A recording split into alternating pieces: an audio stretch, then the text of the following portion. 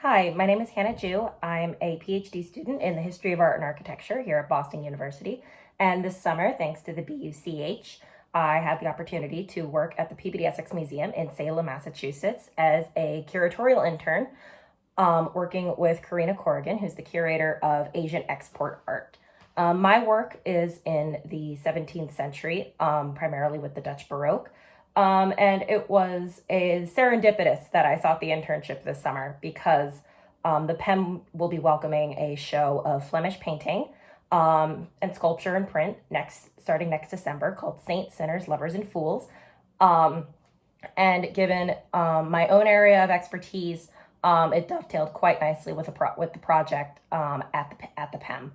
My primary project this summer was working on bringing what is a touring show to the Peabody Essex, working out how the exhibit would fit into the PEM space, what works from their collection might be added, what might be taken away, what would change in between locations.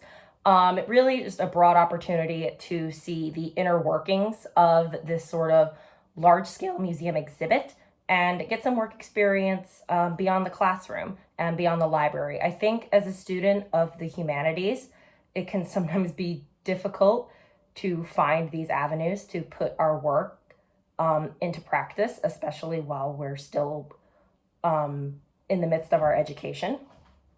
So to have this opportunity to get to be hands-on with the collection, to see the logistical side of such a museum show was just an incredible opportunity. My primary project on that show was the building of a Wunderkammer, or an early modern cabinet of curiosity or a cabinet of wonder. It's the precursor to the modern day museum.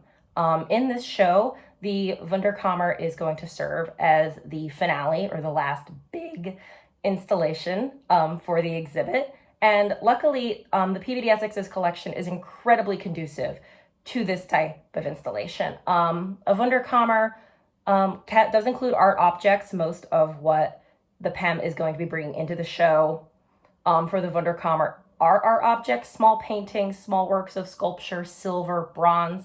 The real exciting opportunity, though, comes from the fact that the Peabody Essex has one of the most stunning collections of Asian exports that I've seen or had the opportunity to work with, as well as a robust natural history collection due to the PEM status as both a history museum, and natural history museum, in addition to being an art museum.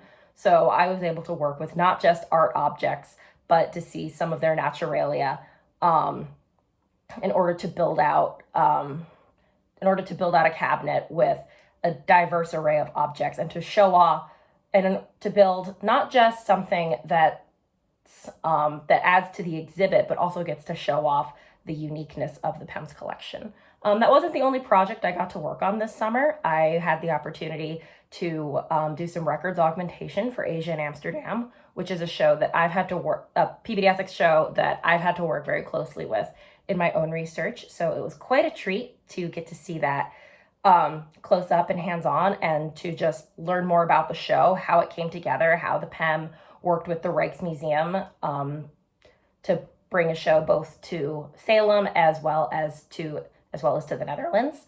I also had the opportunity to do some cataloging for some brand new acquisitions at the museum, to get to see some Delft tile, some carved coconuts that have just been brought into the collection, and get them ready, hopefully for the public to see them.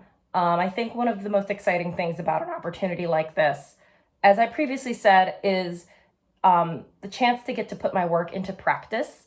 Again, in the humanities, we spend most of our time behind our books or in the classroom. So it was great to see at least the beginnings of what is going to be a public impact, and to engage with the public-facing parts of this job. It's not an opportunity that we get a lot, especially in these early stages of our career. So I'm incredibly grateful to the Center for the Humanities and to the Peabody Essex for its one-of-a-kind collection and for the opportunity that they brought me this summer. Thank you.